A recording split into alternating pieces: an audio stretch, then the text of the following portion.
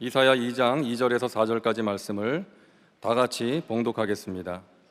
말일에 야훼 전에 산이 모든 산 꼭대기에 굳게 설 것이요 모든 작은 산 위에 뛰어나리니 만방이 그리로 모여들 것이라. 많은 백성이 가며 이르기를 오라 우리가 야훼 산에 오르며 야곱의 하나님의 전에 이르자. 그가 그의 길을 우리에게 가르치실 것이라. 우리가 그 길로 행하리라 하리니 이는 율법이 시온에서부터 나올 것이요 야훼의 말씀이 예루살렘에서부터 나올 것임이니라. 그가 열방 사이에 판단하시며 많은 백성을 판결하시리니 무리가 그들의 칼을 쳐서 보습을 만들고 그들의 창을 쳐서 낫을 만들 것이며 이 나라와 저 나라가 다시는 칼을 들고 서로 치지 아니하며 다시는 전쟁을 연습하지 아니하리라. 아멘. 오늘 본문은 이사야 2장 2절로 4절입니다. 주의 전을 사모하라, 이와 같은 제목으로 함께 말씀을 나누겠습니다. 제목을 한번 따라해 주시기 바랍니다. 주의 전을 사모하라. 주의 전을 사모하라. 이스라엘 역사의 중심에는 성전이 있었습니다. 이 성전은 하나님이 거하시는 곳, 하나님의 임재가 있는 곳입니다. 이스라엘 백성들이 이곳에 모여서 하나님께 예배드리고 찬양과 경배와 영광을 올려드렸습니다.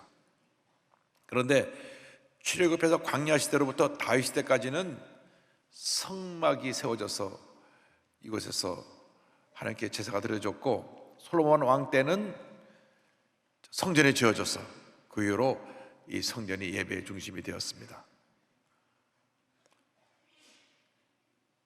성전이 파괴되고 이스라엘 백성이 온 세계에 흩어져 살게 된 그 후로는 회당이 중심이 되어서 저들이 예배를 드렸고, 오순절 성령 강림 이후에는 교회가 탄생되어서 모든 믿는 사람들의 신앙의 이 중심이 바로 교회가 되게 된 것입니다. 성숙한 그리스도인은 교회 중심의 삶을 사는 사람들입니다. 교회를 뜨겁게 사랑하고 교회를 위해서 충성, 헌신, 봉사하는 사람들이 성숙한 그리스도인들입니다. 어떤 경우에도 교회를 상처 입히고 교회 분열을 가져와서는 안 됩니다. 안 됩니다. 그 이유는 이 교회의 머리가 바로 예수님이 되시고 교회는 그리스도의 몸이기 때문에 우리가 교회를 뜨겁게 사랑해야 되는 것입니다. 교회에 상처를 입히면 예수 그리스도에게 상처를 입히는 것과 다름이 없습니다. 교회를 뜨겁게 사랑하는 것은 우리 예수님을 뜨겁게 사랑하는 것입니다. 그래서 다른 일은 소홀히 할 수 있어도 절대로 예배드리는 일은 소홀히 하면 안 됩니다. 교회를 섬기는 일을 소홀히 하면 안 됩니다. 열심을 다하여 주님을 섬길 때 하나님께서 하늘문을 여시고 복을 내려줄 것입니다. 오늘 이사야 말씀 보니까 마지막 때 성전이 굳게 세워질 것을 먼저 말씀하고 있습니다. 이사야 2장 2절 말씀입니다. 말일에 야훼 전에 산이 모든 산 꼭대기에 굳게 설 것이요 모든 작은 산 위에 뛰어나리니 만방이 그리로 모여들 것이라. 마지막 때가 되면 하나님의 성전이 높은 곳에 굳게 세워질 것이고 하나님의 성전으로 모든 사람들이 몰려올 것이라고 말씀하고 있습니다. 미가서에도 보면 동일한 예언의 말씀이 4장 1절에 나옵니다. 끝날에 이르는 야훼 전에 산이 산들의 꼭대기에 굳게 서며 작은 산들 위에 뛰어나고 민족들이 그리로 몰려갈 것이라. 원래 하나님의 성전은 택함 받은 이스라엘 백성들만 들어가서 예배드릴 수 있는 곳이었습니다. 그런데 마지막 때가 되면 모든 사람들, 이방 나라 사람까지도 다 와서 함께 예배드리게 될 것이다. 저들이 성전에 모여와서 하나님의 말씀을 듣고 깨닫고 변화받고 하나님의 귀한 자녀로 쓰임받게 될 것이다. 성경은 예언했습니다. 그 마지막 때가 바로 지금 우리의 시대입니다. 전 세계적으로 놀라운 부흥의 역사가 일어나고 있습니다. 마지막 때 성령을 부으셔서 전 세계에 큰 부흥이 일어날 것을 요엘서 2장 28절에 예언하셨습니다. 그 후에 내가 내 영을 만민에게 부어주리니 너희 자녀들이 장래일을 말할 것이며 너희 늙은이는 꿈을 꾸며 너희 젊은이는 이상을 볼 것이며. 할렐루야. 지금 성령 시대입니다. 성령 역사를 통해서 전 세계 교회에 큰 부흥의 역사가 일어나고 있는데, 약 110년 전에 미국 아수사 거리에서 일어난 대부흥 운동이 지금 온 세계를 뒤덮고 있는 것입니다. 흑인 목사인 시모 목사를 통해서 시작됐던 이 놀라운 성령의 역사가 지금 전 세계 확장돼서 약 6억 5천만이 넘는 사람들이 이 부흥의 역사에 참여하고 있습니다. 하버드대학교의 하비콕스 교수는 21세기 교회는 원초적 영성을 가진 오순절 교회가 주도해 나갈 것이라고 그의 책에서 말한 바 있습니다. 지금 부흥하는 교회 대부분 교회가 다 성령운동하는 교회입니다. 뭐 아프리카, 남미 할 것 없이 부흥하는 모든 교회들이 성령운동하는 교회입니다. 우리 교회가 뭐 세계 최대의 교회라고 이렇게 자랑하고 그러는데 정신 차려야 됩니다. 콜롬비아 가면 40만 명 모이는 교회가 있고, 나이지리아 가면 20만 명 모이는 교회가 있고, 인도 하이데라바드 가도 보니까 거기도 약 20만 명 모이는데 그 교회는 우리 교회보다 크기가 3배가 커요. 3만 5천석. 지금 놀라운 성령 역사가 온 세계적으로 일어나고 있습니다. 성령이 임하면 권능을 받게 되고, 권능을 받으면 증인된 사명을 감당하게 되는 것입니다. 사도행전 1장 8절을 말씀합니다. 오직 성령이 너희에게 임하시면 너희가 권능을 받고 예루살렘과 온 유대와 사마리아와 땅 끝까지 이르러 내 증인이 되리라. 늘 우리가 말씀을 묵상하고 성령으로 충만해서 권능 받고 복음의 증인으로 쓰임 받게 되기를 바랍니다. 성령이 임하시면 우리에게 놀라운 권능이 주어지게 되는데, 이것은 복음의 증인으로 우리를 쓰시기 위해서 우리에게 부어주시는 것입니다. 우리는 연약하고 부족하고 때때로 실수하지만 성령이 우리 함께 하셔서 우리를 도우셔서 우리 연약함을 극복하게 하시고 영적으로 강한 용사로 만들어 주셔서 복음의 증인으로 쓰임받게 하시는 것입니다. 성령이 임하면 우리의 언어가 달라집니다. 우리가 부정적인 말, 파괴적인 말을 하던 사람이 긍정적인 말, 창조적인 말을 하게 되고, 성령 충만 받으면 사람을 살리고 변화시키는 말을 하게 되는 것입니다. 성령 충만 받고 복음의 증인으로 쓰임받게 되기를 바랍니다. 예수님 마지막 우리에게 분바신 지상 명령의 말씀을 기억하시기 바랍니다. 마태복음 28장 19절 20절입니다. 그러므로 너희는 가서 모든 민족을 제자로 삼아 아버지와 아들과 성령의 이름으로 침례를 베풀고 내가 너희에게 분반 모든 것을 가르쳐 지키게 하라. 복음 들고 나갈 때 주님이 우리와 함께 하시는 것입니다. 성령의 역사하시는 것입니다. 담대하게 복음 전하는 복음의 증인들 되시기를 주님의 이름으로 축원합니다. 나아가서 교회를 굳건히 세우시고 교회에 나오는 모든 백성들에게 주님의 길을 가르쳐 주십니다. 2장 3절은 이와 같이 말씀하고 있습니다. 많은 백성이 가며 이르기를 오라 우리가 야훼 산에 오르며 야곱의 하나님의 전에 이르자 그가 그의 길을 우리에게 가르치실 것이라. 우리가 그 길로 행하리라 하리니 이는 율법이 시온에서부터 나올 것이요 예루살렘에서부터 나올 것임이니라. 많은 사람들이 성전에 모여서 선포되는 주의 말씀을 듣고 변화될 것을 예언하고 있는 것입니다. 그 말씀을 삼아야 저들이 여호와의 전에 모여드는 것입니다. 주의 전에 나오는 사람들에게 하나님께서 하나님의 도를, 하나님의 진리를 가르쳐 주십니다. 우리가 주의 말씀을 들을 때 우리를 향한 주님의 뜻을 깨달아 알게 되는 것입니다. 하나님께서 이 말씀을 통해 우리 인생에 나아갈 길, 인생의 목표, 우리가 어떻게 살아야 하는가 모든 것을 가르쳐주고 계십니다. 세상 사람들은 자기 삶의 기준이 없어요. 자기가 기준입니다. 그러니까 자기가 늘 흔들리니까 기준이 늘 흔들리는 겁니다.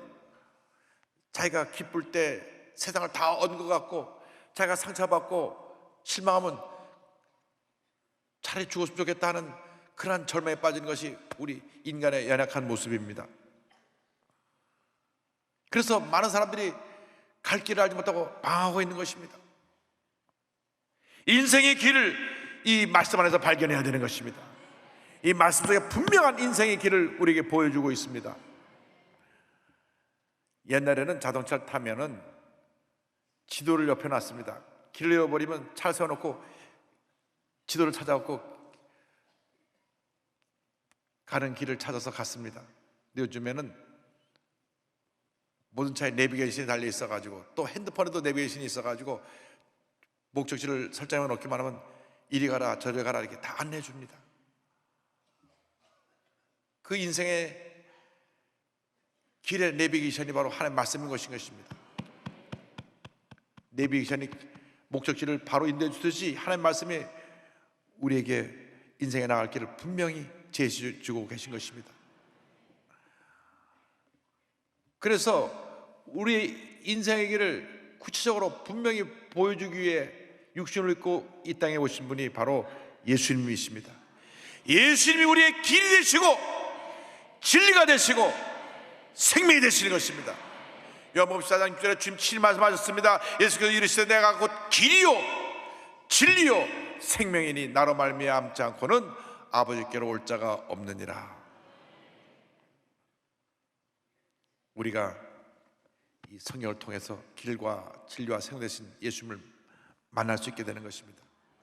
예수를 만날 때 우리 마음에 기쁨이 임합니다. 평안함이 임합니다. 인생의 목적을 알게 되는 것입니다. 늘 말씀을 읽고 묵상하고 또 요즘 많이 피살하되 많이 쓰고 또 외워서 말씀과 동행하는 여러분 되기를 바랍니다. 우리가 기도하면서 말씀 붙잡고 주 앞에 부르짖을 때에 성령님께서 우리의 갈 길을 보여주시고 영혼이 잘 돼가지 범사가 잘 되며 강건하게 만들어주시고 우리 앞에 열린 문의 복을 펼쳐주셔서 놀라운 은혜가 임하게 만들어 주시는 것입니다. 주님 말씀은 우리의 인생의 길을 비추는 빛입니다. 캄캄해서 길을 찾지 못할 때 가로등이 갈 길을 보여주는 것처럼 우리 인생의 항로에 우리 발걸음을 비춰주는 그 등불이 바로 하나님의 말씀이 되는 것입니다. 시편 119편 105절입니다. 주의 말씀은 내 발의 등이요 내 길의 빛이니이다. 할렐루야. 인생의 중요한 결정을 내릴 때 내 삶의 목표와 방향을 정할 때 말씀이 기준이 되길 바랍니다. 자녀를 양육할 때도 말씀이 자녀 양육의 기준이 되어야 합니다. 우리가 사람과 어떤 대화를 나누고 어떤 관계를 맺게 될 때도 말씀이 먼저 내 삶의 기본이 되어야 되는 것입니다.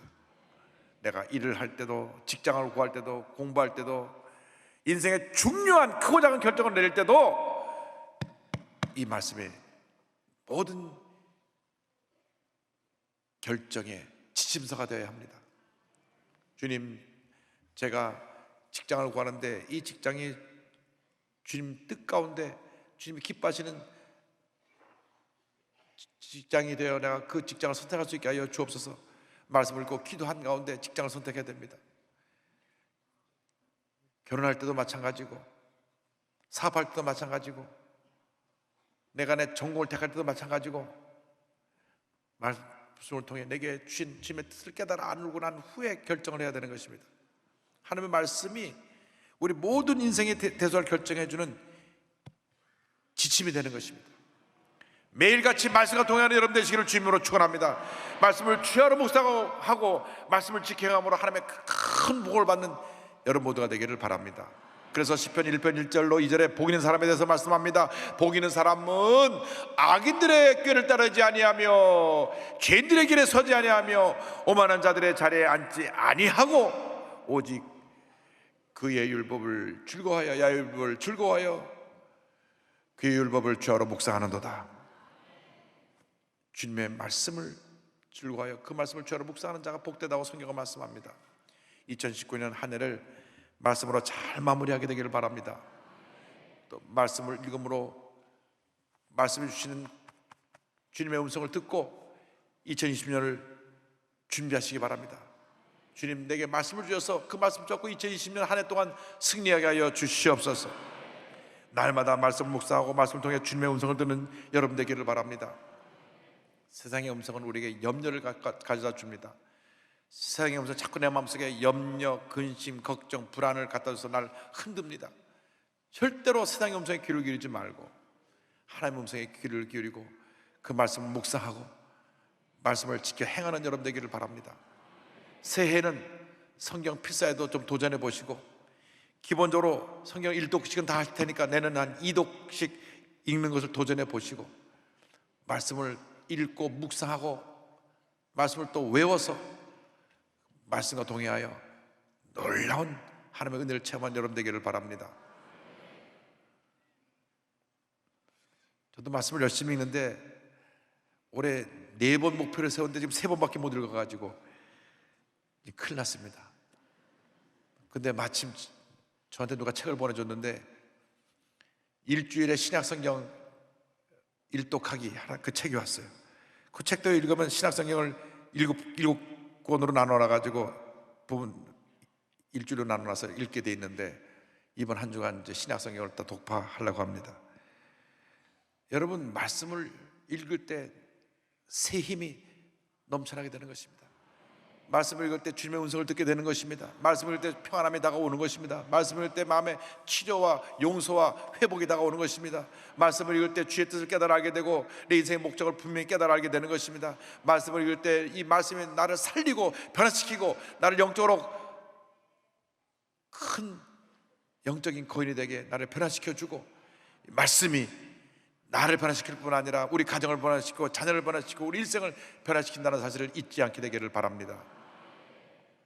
말씀의 은혜가 임하면 셋째로 주님의 평화가 우리에게 임하게 되는 것입니다. 말씀과 성령으로 충만한 사람들에게 주님의 평화가 임합니다. 주님의 평화가 이 땅에 임할 때 전쟁과 갈등, 다툼, 미움, 분노가 사라지게 될 것입니다. 전쟁 무기로 쓰였던 창과 칼들이 농사짓는 도구로 변한다고 이사야 2장 4절은 이렇게 말씀하고 있는 것입니다. 그가 열방 사이에 판단하시며 많은 백성을 판결하시리니 무리가 그들의 칼을 쳐서 보습을 만들고 그들의 창을 쳐서 낫을 만들 것이며 이 나라와 저 나라가 다시는 칼을 들고 서로 치지 아니하며 다시는 전쟁을 연습하지 아니하리라.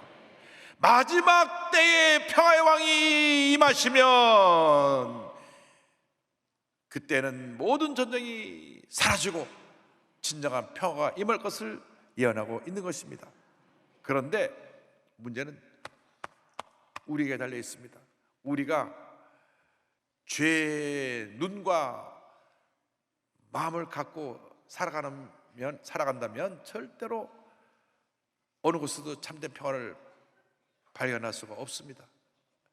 죄의 눈과 죄의 마음을 가진 사람들은 뭐입니까?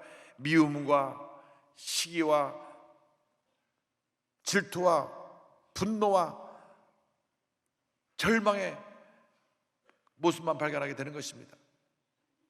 자꾸 마음에 분노가 생겨나면 내가 지금 죄의 눈을 갖고 있구나. 주님, 이 죄의 눈을 제거하여 주시고 은혜의 눈으로 바꿔주셔서 미움 대신 사랑이 보이게 하시고 분노 대신 평안함이 보이게 하시고 질투 대신 용서가 보이게 하시고 우리 마음에 주님의 은혜가 임하게 하여 주시옵소서. 기도하는 여러분 되기를 바랍니다.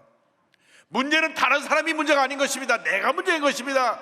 내 자신이 변화되어야 이 세상이 아름다워지는 것입니다. 예수님이 책망하십니다. 마태복음 7장 3절에 어찌하여 형제의 눈 속에는 티는 보고 내 눈 속에 있는 들보는 깨닫지 못하느냐 말씀하신 것입니다. 티가 무엇입니까? 요만하게 작은 게 티죠. 들보는 무엇입니까? 이 집에 큰 천장에 이게 들보 받치는 기둥 아닙니까? 너는 그렇게 큰 잘못을 하고 있으면서 왜 남 조금만 잘못한 걸 가지고 끄집어내서 말을 하냐 이겁니다. 우리말 옛말에는 그런 말이 있어요. 그런 말이 있습니다. 똥 묻은 개가 겨 묻은 개 뭐라 그런다는 말이 있습니다. 자기는 온몸을 똥물로 뒤집어 쓰고 나서도 저기 먼지 조금 있는 개 하나 오니까 야, 먼지 좀 털고 다녀. 당신 그 똥물이나 가서 좀 시내가에서 가서 좀 씻고 오셔. 이것이 우리 인생의 모습입니다. 절대로 남을 먼저 탓하지 말기 바랍니다. 남의 문제 약점을 물고 뜯고 비방하지 않게 되기를 바랍니다. 나 자신도 똑같은 죄와 허물투성이, 어떻게 보면 더 많은 그런 잘못을 갖고 있는 사람이라는 것을 잊지 말게 되기를 바랍니다. 우리가 영적 전쟁에 일시적으로 마귀에 공격받고 상처 입는 상황이 생겨나게 된 것은 다른 사람, 저 사람 때문에 그렇다, 이 사람 때문에 그렇다가 아니라 내 안에 있는 죄 때문에 그런 것입니다. 우리가 잘못했기 때문에 그런 문제가 생겨나는 것입니다. 그러므로 우리가 철저히 회개하고 바로 서야 합니다. 남을 비방하는 인생에 대해서는 절대로 행복을 찾을 수가 없습니다. 늘 마음이 어둡습니다. 늘 이 사람 물어뜯고 살아보다 보니까 마음에 분노만 쌓입니다. 마음에 염려, 근심, 걱정만 쌓이고 외로움만 쌓이게 되는 것입니다. 혼자 긴 고통의 밤을 지내야만 되는 것입니다. 그러므로 말씀을 통하여 자신을 잘 살펴보시기 바랍니다. 말씀의 거울로 자신을 비춰보면 내 속에 이 죄성이 보입니다. 죄의 모습이 보입니다. 그를 다 제거해내야 됩니다. 내게 있는 죄의 티를 다 뽑아내고 회개함으로 내가 새 사람이 되어야 합니다.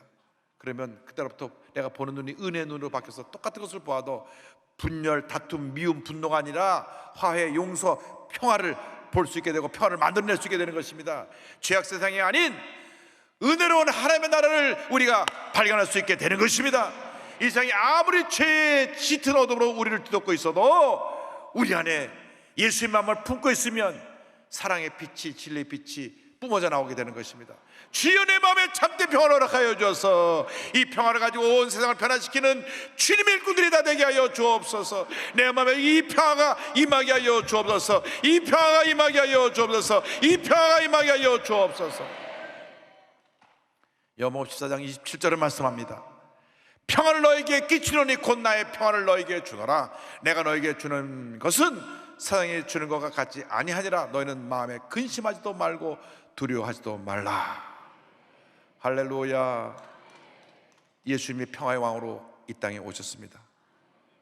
이 세상에 불완전한 평화를 없애버리고 완전하고 영원한 평화를 우리에게 주시기 위해서 예수님이 이 땅에 오신 것입니다. 주여 이 땅에 참된 평화가 임하게 하여 주옵소서.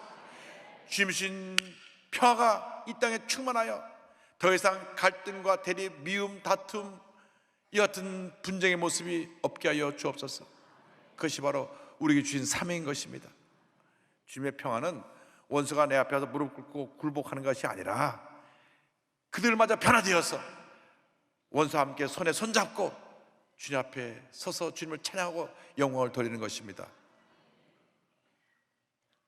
장차의 말 평화의 날의 모습을 이사야서 11장 6절 7절은 설명합니다. 그때에 이리가 어린 양과 함께 살며 표범이 어린 염소와 함께 누우며 송아지와 어린 사자와 살찐 짐승이 함께 있어 어린아이에게 끌리며 암소와 곰이 함께 먹으며 그들의 새끼가 함께 엎드리며 사자가 소처럼 풀을 먹을 것이며.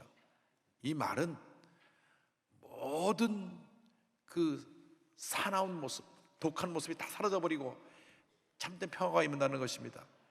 독사 같은 마음들이 변화되고 사자 같은 마음이 변화되고 일인 늑대 같은 사람들의 마음이 변화되어서 양같이 온순한 모습으로 변화되고 어린아이 같은 모습으로 변화되는 그러한 평화의 시대가 온다는 것을 말씀합니다. 주여 이 땅에 있는 모든 미움, 갈등, 분노, 다툼이 사라지고 사랑과 용서와 화해로 하나가 되는 그리스도의 평화의 계절이 오게 하여 주시옵소서.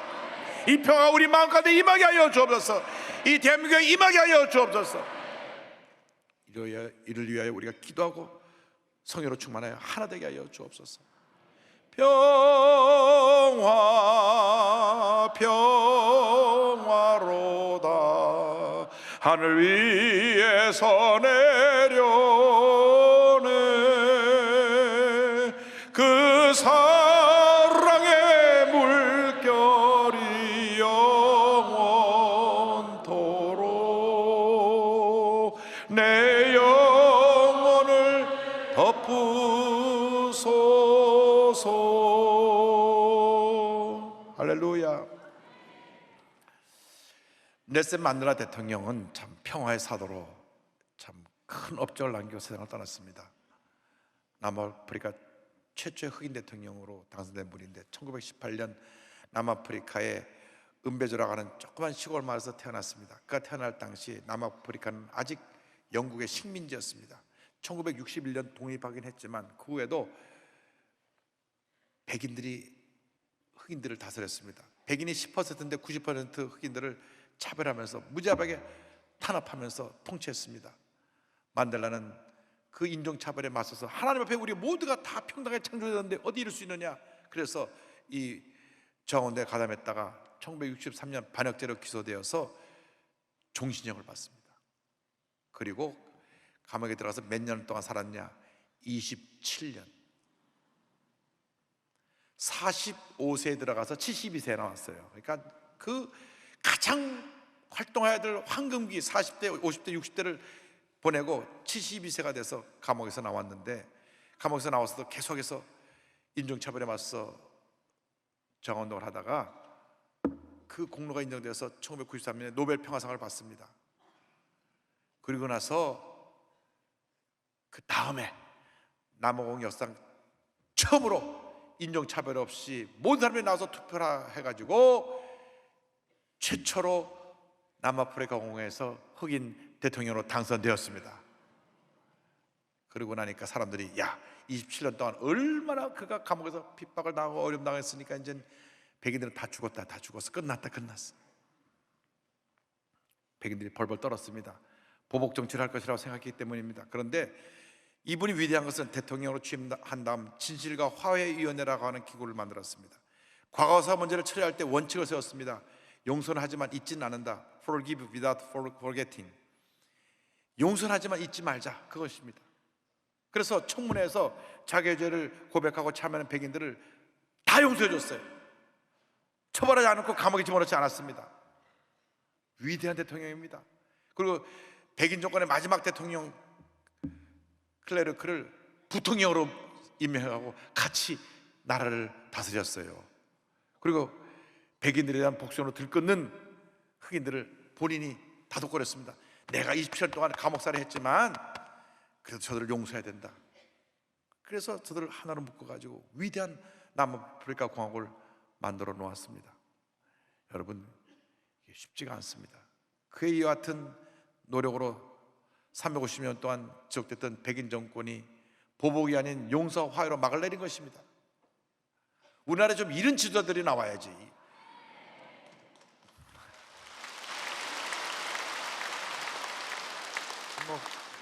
이분처럼 할 수만 있으면 저 무조건 일본으로 가서 제가 찍을 겁니다.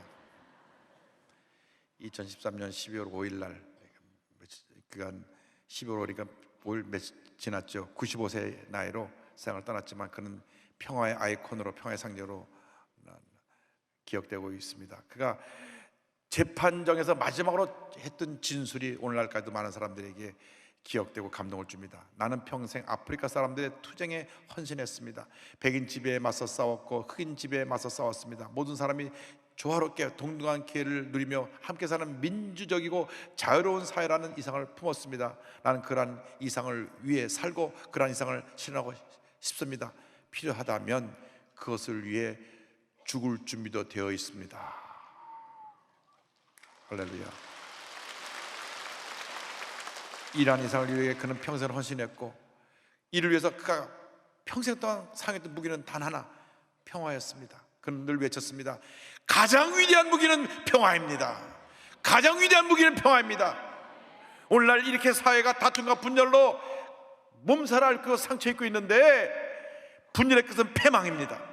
그러나 우리가 사랑으로 용서하고 화해하고 하나가 되면 진정한 평화의 시대가 이 땅에 다가와서 이 나라를 변화시킬 것입니다.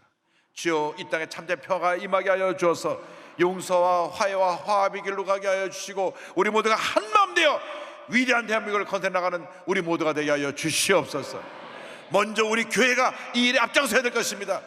우리 교회 중심의 신앙을 회복하고 예수님 중심의 신앙을 회복하고 주님의 평화가 이 땅에 임하도록 힘써 노력하는 여러분 모두가 되기를 주님의 이름으로 축원합니다. 축원합니다. 축원합니다. 기도하겠습니다. 사랑과 은혜와 자비가 원하신 하나님 아버지, 평화의 왕으로 오신 예수님을 찬양합니다. 이 땅에 진정한 평화는 예수님을 통하여서만 우리에게 다가올 줄로 믿습니다. 주여, 마음속에 있는 상처, 아픔, 미움, 원망, 불평, 분노, 이 모든 것들이 예수의 사랑 가운데 다 녹아져 없어져 버리게 하여 주시고, 주님의 참된 평화가 임하여 이제는 세상을 변화시켜 나가는 주님의 귀한 일꾼들, 평화의 사도들이 되게 하여 주시옵소서. 예수님의 이름으로 기도 올리옵나이다. 아멘.